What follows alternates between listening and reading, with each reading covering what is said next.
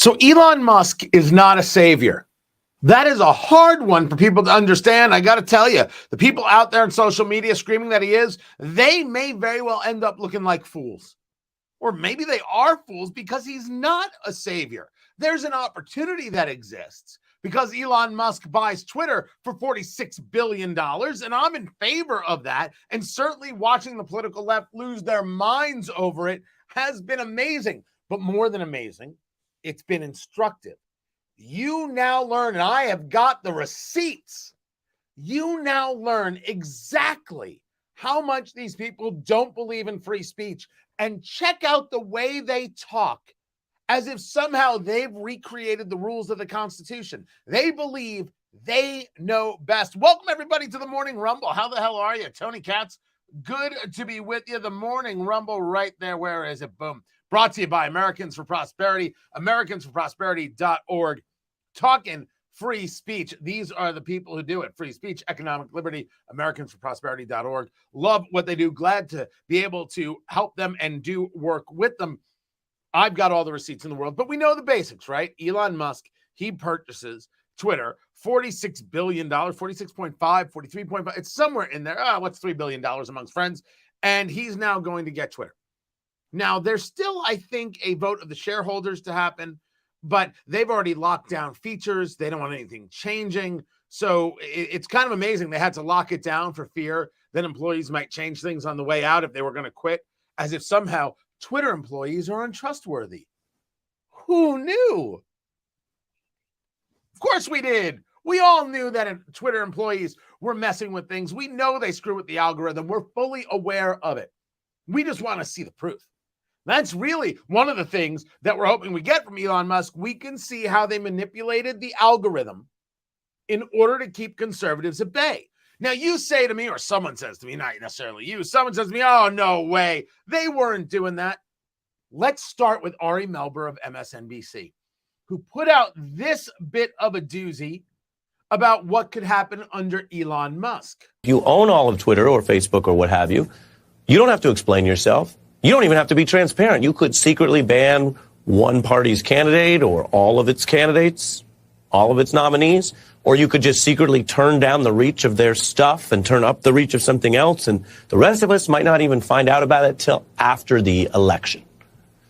Elon Musk says this is all to help people because he is just a free speech, philosophically clear, open-minded helper.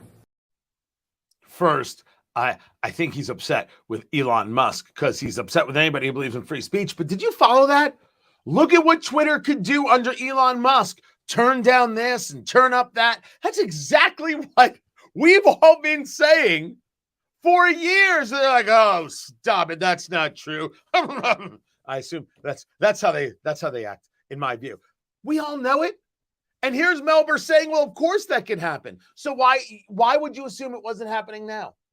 Of course it was. We have caught Twitter and all these social media, all these tech companies again and again and again, lying to us and manipulating the data, manipulating the results, manipulating the reach. Don't you think I feel it? Don't you think you feel it? Millions of people out there who feel it when they can't get their messages out, but yet some other message that disagrees with me, that reaches everybody. We know that this manipulation happens and takes place. We're fully aware of it. Now we just want to get the proof of it. Ari Melber is now worried that it's going to happen now. He should have been worried about it all the time. Just one of the many ways you know these people don't believe in free speech.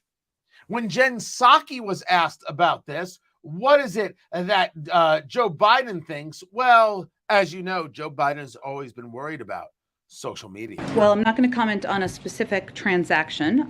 What I can tell you as a general matter, no matter who owns or runs Twitter, the president has long been concerned about the power of large social media platforms, the power they have over our everyday lives, has long argued that tech platforms must be held accountable for the harms they cause. He's been a strong supporter of fundamental reforms to achieve that goal, including reforms to Section 230, enacting antitrust reforms.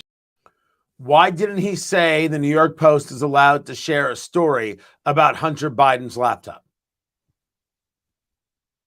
He had nothing to say. You had Jen Psaki and the president, who was the candidate at the time, saying that this was all fake news when, of course, it wasn't. Clearly supportive of Twitter's decision not to allow this to go forward, not to allow the New York Post, this news agency, the ability to share a story and not allow you and me to share the story that they had investigated and written. No problem sharing stories from Taylor Lawrence, who lied about the threat that is the Libs of TikTok Twitter account. The Libs of TikTok Twitter account is no threat, nor does it engage in any editing. It simply shares what's already out there. But you thought she actually said, this Washington Post reporter, that the Libs of TikTok account might have been a foreign agent, a foreign actor was the exact quote. But you did the investigation. You found out it was a woman in California, and you still printed the story, including links to her that had her personal information. I think it was to a real estate license that had her personal information. You, Taylor Lawrence, did that. And that's supposed to be protected by free speech.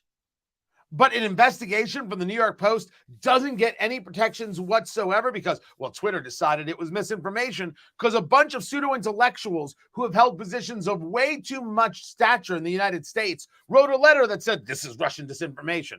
They lied. And now I'm supposed to believe that Joe Biden is very worried about the amount of sway social media companies have. We've been worried for a long time because when you don't allow these stories to get out, that's also sway. Sway is not just about what you say, it's about what's not allowed to be said. That's very, very obvious. I needed to set this up because we need to now go into the step two. The step two in the radical response that Elon Musk is getting for purchasing Twitter is that, he doesn't know what it is that he even bit off here. Oh my gosh, he doesn't know how bad this is. This is Ben Collins over there at MSNBC. I guess he covers the social media beat, or Lord only knows what. Ooh, Elon Musk may have bit off more than he can chew. Your beat is disinformation and extremism online. Is your beat going to get worse or better now? It depends on what Elon Musk decides to do with this service. Now, he's said a couple of things. He's taken a lot of populist positions on some user features. For example, the edit button, the much fabled edit button that was going to come to Twitter. He says that's going to happen. That could be positive or negative. We don't know what that looks like in practice. But he's also said a lot of things about free speech, and that's great. Free speech is the fundamental principle of this country. But moderation is different than free speech. And moderation is hard. It's extremely hard. In fact, it's an art. It's not a science. It's an unwinnable game. And he just got the worst job in the world. He is now the king of content moderation on the world's fastest moving news platform. If he thought this was going to be fun, I don't know what's going on in his head, because this is just going to be a world of hurt. Moderation? What is he talking about? It seems to me that this is a conversation about setting some new ground rules for what social media is supposed to do. This is about saying, it's not all just about letting people talk, blah, blah, blah, blah, blah, blah, blah, blah, blah. Yeah, you have to make sure you know what it is that they are saying. Are you sure? Well, I want to show you where this is now being backed up. This got backed up in a bit of absolute insanity yesterday from Brian Stelter. I'm telling you right now, hold on. Try not to spit out your coffee. If you get invited to something where there are no rules, where there is total freedom for everybody, do you actually want to go to that party? Or are you going to decide to stay home? What?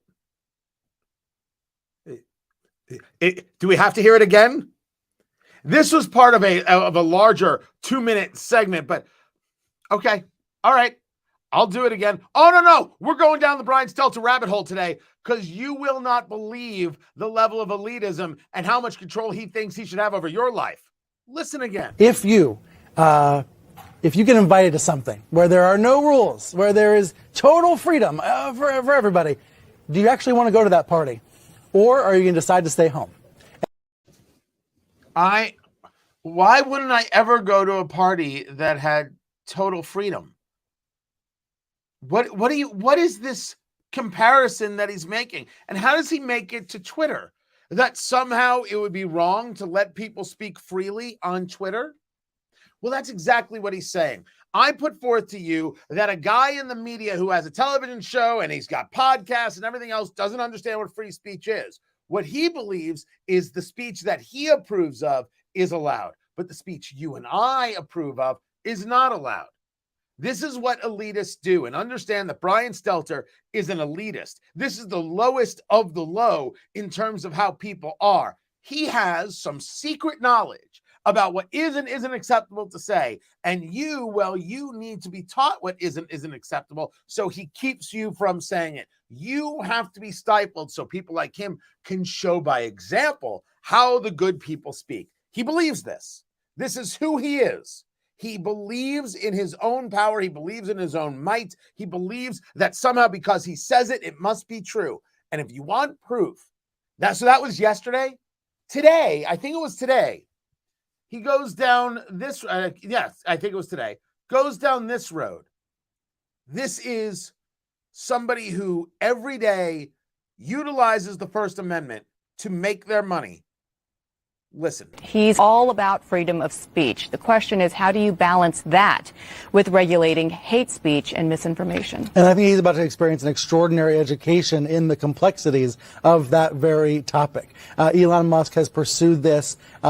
People thought maybe he's just buying it as a plaything, didn't know how serious he was. Now he's obviously very serious. He's committed his capital to it. He wants to build this business. But I don't think he has, based on his public statements, it's clear he has a very little understanding of the complexities that go into content moderation and hate speech policies and the like. So he's about to learn how it works, and it might be a whole lot more complicated than he realizes. Let's start with the basics. Here's how you handle hate speech. There's no such thing. Your move, Brian Stelter. Now, I want to make sure that I'm clear about something. Brian Stelter couldn't win a debate with me on hate speech if his life depended on it. There is no such thing as hate speech. It doesn't exist. It's not real. You can argue that there's speech that's hateful, but hate speech is to say that there is a category of speech that is somehow not protected or not allowed by the Constitution. This then takes you in another direction. Well, maybe there are things you shouldn't say. Oh, I would agree that there are probably many things that you shouldn't say, but can't say. No. You can say what you will. You may have to deal with the consequences of those things, but hate speech doesn't exist. In the state of Indiana, where I live, I have fought hate speech laws for as long as I've lived here. The idea that, or actually it was in hate speech, it was hate crimes laws. There's no such thing as a hate crime. There's no such thing as hate speech. A crime is a crime. That's what it is. It's not more of a crime because I'm Jewish or because somebody else is black. It's not more of a crime. How could it be? How is it more offensive if somebody is mugged because they're Jewish or because they're black than because they're a white Christian man? It's a very, you try and explain that. I certainly won't give that any credence. Now, you could argue that there are people who attack others because of certain characteristics. We see this happening to Asian women and Asian men and Orthodox Jewish men all across New York all the time, even though the media tries to downplay that one. It does happen. It is horrific. That's not my argument. It is horrific. But the idea that it's more of a crime, well, I don't believe in subsets of people. I don't believe in creating special protections for certain groups of people. And they want to create these protections for me. They utilize my religion as saying, you see, you need protections. I'm not a flower. I don't need any special protections. I've got the First Amendment and I've got the Second Amendment. What else do I need? Maybe a little Krav Maga training and that's it. I don't need anything special from the government. I'm covered by the Constitution. It's with this same exact theory that I opposed in Indiana. So this goes back to 2014. I opposed the Religious Freedom Restoration Act in Indiana. Oh, it was a big story. Then Governor Mike Pence, a big story. I opposed it on the same grounds. No special protections. And people agree with me and disagree with me, and that's fine. I hold my ground on this exactly the same way I do about speech. There is hateful speech.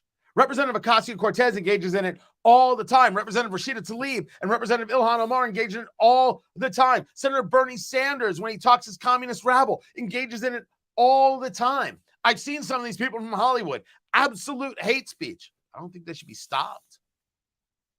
I would never stop them. They're American citizens utilizing their First Amendment rights. The fact that they're ugly people, the fact that many of them are bigots, the fact that many of them are heartless, all right, they're heartless bigots. And I don't get to decide that they don't have a voice. And nor would I ever allow anybody to tell me that I don't have a voice. It's why I don't listen to the Southern Poverty Law Center when they say, well, this is a hate group or that's a hate group. The Southern Poverty Law Center has been sued successfully for these kinds of brands that they put on people, as if they know. There are groups that hate people out there. I absolutely agree. It doesn't mean that they don't get to. The problem with freedom is that it's ugly, but it's still the best game going. It's the only effing game going. What are we talking about? There's nothing else that matters. There's nothing else that counts. But Brian Stelter believes that moderation is necessary. Why do I have to moderate? Well, we could create certain levels of argument. If you were putting out content that says, I'm going to kill so-and-so, you should go sexually assault so-and-so, I think we'd all agree that that's something we don't want. And we would all agree as a society that, okay, we don't allow those things. Now, if somebody wants to create a blog where they do that, I guess they can, and then they would have to deal with the consequences. But you'll never get me to condone that stuff or approve of that stuff. And you could argue that a site wouldn't allow those kinds of things. That's different than, I think that there was something funny that happened with the 2020 election, or I don't know if I trust the vaccine. We can clearly see that these are two very different things. And you should understand, those are not my thoughts per se. That's just utilizing an example. And let's go a step further. What happens in a society when you don't allow certain doctors to speak? They have a different view of COVID and how we should be treating it. You don't allow doctors to speak because it's misinformation? Well, who decides this? The answer in Brian Stelter's world is Brian freaking Stelter. He thinks he knows what misinformation is. He thinks he knows what hate speech is. When you call the Florida bill, the Parental Rights and Education Law, when you call that the Don't Say Gay bill, that to me is hateful. Lying is hateful. You hate yourself and you hate others. It's the only reason you lie. You lie when you hate yourself. You lie when you hate others. That's how it works. Should everyone who says that, including Brian Stelter, be eliminated from social media? Well, and probably a lot nicer, happier of a place. But no, of course not. Of course not. Because I don't believe in those things. I don't believe in cancel culture. For example, when a Philadelphia Eagles wide receiver is praising Louis Farrakhan and putting up fake quotes of Hitler, I don't say cancel the guy. I say we should take a look at what he's saying and realize how wrong he is, and then share that with your kids about how wrong he is. I don't think he should lose his job on the Philadelphia Eagles. I think that's crazy. I don't think Brian Stelter should lose his job. I think we should recognize exactly how much he despises free speech, and we should remember not to be like Brian Stelter. That everything he is talking about is the reason to hope that Elon Musk does a better job with this platform, and then that becomes contagious to Facebook. Because you know Facebook is throttling everything. I do this at Rumble. Rumble.com/Tony Katz. Rumble.com/Tony Katz. That's where you got to go and you got to subscribe. The reason I do it at Rumble is because I don't trust Facebook. We do live stream it to Facebook. This show, The Morning Rumble, presented by Americans for Prosperity. But I don't trust them. How could anybody trust them? Does Mark Zuckerberg think he's trustworthy? He'd be out of his damn mind if he thought that. No. Right now, we have a great audience there. I assume that's going to go away any hour now. Any hour now, that's going to disappear. I assume he's just going to take it. He's going to feel the pressure. He's going to feel the heat. Somehow he's going to buy into this theory that Brian Stelter has something intellectual to offer, that moderation is the key here, and you have to learn how to moderate these social media platforms. No. There are things that we will all say, we shouldn't have that. I do believe that's true. Sharing a story from the New York Post isn't one of those things. Deciding something is misinformation doesn't make it misinformation. The people decide. The problem with Brian Stelter is that in the end, he has no faith in people, because in order to do that, he would have to give up what he believes is his power. He believes he is in control. He believes he is the smart one. He is the one who is anointed. After all, he's on CNN. I'm on Rumble. Your move, bitch. What does it matter that you're on CNN? Hey, you were on CNN Plus too. How did that go?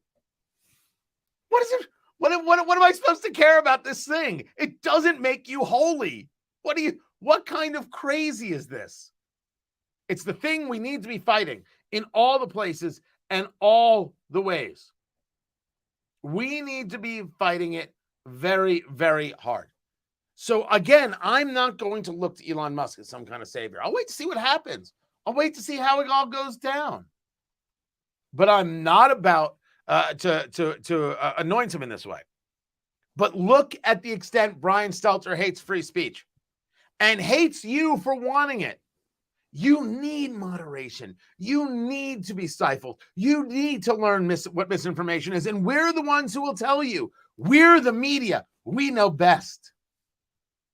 Guys, I've been doing radio professionally, I guess, in terms of a legitimate paycheck for, I'll be going on 9 years, right? I did stuff before that, but consider Indianapolis is when it really started. Am I to believe now with this experience under my belt that I'm the expert on misinformation? I know what it is, what it isn't. Can I now make this claim or no, because it's not a platform as big as CNN? You see, you need to be on a really, really big platform, not a small platform. You can't decide for yourself. Only Brian Stelter can, until, of course, he gets fired from CNN, in which case he has no more platform and he won't be able to make any decisions for himself at all. Is that what he wants? Is this what he thinks? The answer is yes. Understand Ari Melber and Brian Stelter hate you. That's why they lie. They must hate themselves, because only people who hate themselves lie. They do this. They are this. And I don't plan on buying in at all. Let me go to the comments. Tony Katz is a truth teller. I would prefer you said handsome. That would have been a lot nicer. But you know what? I will take a truth teller. Robert, Brian Stelter has turned me off since day one, and I'm assuming you mean Democrat, an open-minded one. Much of what you say, Tony, I agree with. Common sense. Well, first, Robert, welcome. How are you? Secondly, thank you. I appreciate it. I will tell you that I'm a conservative. I make no bones about it. Some people like try to hedge. I'm not that guy. But I will tell you that I have so many people who engage both the video here, the Morning Rumble presented by Americans for Prosperity, and the radio shows from all the parts of the aisle, right? The right, the left, the center, because of how we engage a conversation versus the position that I have. They may disagree about the position, but they appreciate the presentation. I will argue that's exactly the reason that my midday show didn't get nationally syndicated. Oh, I'm very honest about these things. And maybe it's a blessing, right? Cigar and Bourbon show is nationally syndicated. The midday show, I've got a bit of a regional kind of thing going in places across the country. We've got this growing and happening. But no, we were up. We were up for a series of stations and talking to people, and it didn't work out. I always wondered, I'm not 24/7 Trump. I wonder if that's what it's not going to work for radio. Indianapolis would beg to differ with our ratings. But I do get this a lot, that we are able to connect with people because of how we present. Instead of what it is that we're saying, it's about how. Because I haven't changed a thing about what I say. I just haven't. I mean, I continue to engage the conversations as I see fit. But I appreciate that, man. And I appreciate that you see it as common sensical. This is Dustin. Dustin, what's the tattoo, man? I'm sorry, my screen's over here. I'm looking at the tattoo. I always want to save or share the specific information you provide on the radio show, but I'm usually not in a position to save it right away. Any chance you can provide links to information all in one place? The answer to that is locals. TonyKatz.locals.com, and subscribers there get my show sheet. So everything that I'm talking about on the shows in the main is there. It's up every morning, and we've got the links and everything else. And so that's where I have it. So TonyKatz.locals.com, you can check that out for yourself. And I only hope that you do. I like what we're doing over there. We really start in May with the more expansive content. And, you know, it's funny. It's like May is like 4 days away. And I'm like, all right, I'm pretty close to what I want to do. That is no way to run a business. I'm like, wait, what's today? Today today's the 26th. And there are 30 days in April. So I have 4 days to figure this out. Perfect. But it's actually May 2nd is a Monday. So I've got 5. I got 5 days to really determine it. So, you know, I'm totally on it. I'm totally on it. It makes our head of digital, Sarah, super excited when I'm like, yeah, I'm still figuring it out. But it's true. It is absolutely true. So go to locals, TonyKatz.locals.com. Right there. Let me see what else is going on. Musk is light years ahead of your thinking. Trust me. Get back to your checkers game. Me? Wait. Me? I have to get back to my checkers game? Connie. Did I say that Elon Musk didn't have the next 4 moves planned out? Honestly, everyone raise your hand. Did I say that? I never said that.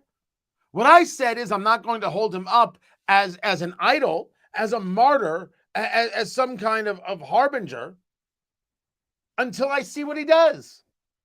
I'm a results guy. You know, I never ever forgot for anything involving conversations about, for example, Donald Trump. I never forgot the basic facts. Donald Trump worked for me. These people work for us. They're not special. They're cogs in a machine, and when the cog breaks, I replace them.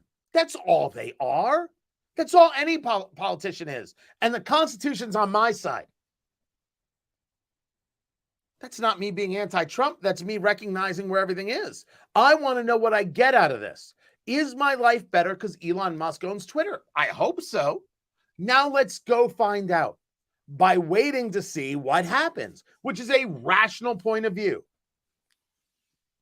That is not whether or not he's light years ahead of my thinking. I don't even know if you meant that about me. And I'm pretty sure that Sweetie could be taken in the negative that way. Right? It's like, bless your heart. The first time I heard bless your heart, I was like, oh. And then I realized what somebody was saying because I learned. I was like, oh. That's what happened. That's what happens when you're a kid from the East Coast and you move to the Midwest. You don't know. They can cut you without looking at you. You think you've heard all the insults. But then you hear something really sweet and you're like, this place is so nice. Hoosier hospitality is so real. And then you're like, yeah. And this woman told me to she said, bless your heart. I was like, that's so sweet. And then they go, oh yeah, you didn't get the handbook. And then you learn what bless your heart means. You're like, damn, that was cold-hearted right there. Guys, appreciate you being here. Appreciate you being part of the show. Don't forget rumble.com/Tony Katz. Rumble.com/Tony Katz. And I'm just leaving a comment right there on Rumble. So rumble.com/Tony Katz. Get over there. Be a part of it. And I will catch you guys tomorrow. You can catch me at WIBC.com at noon. We'll be doing the radio show because we do some radio. I'll catch you guys tomorrow. Take care.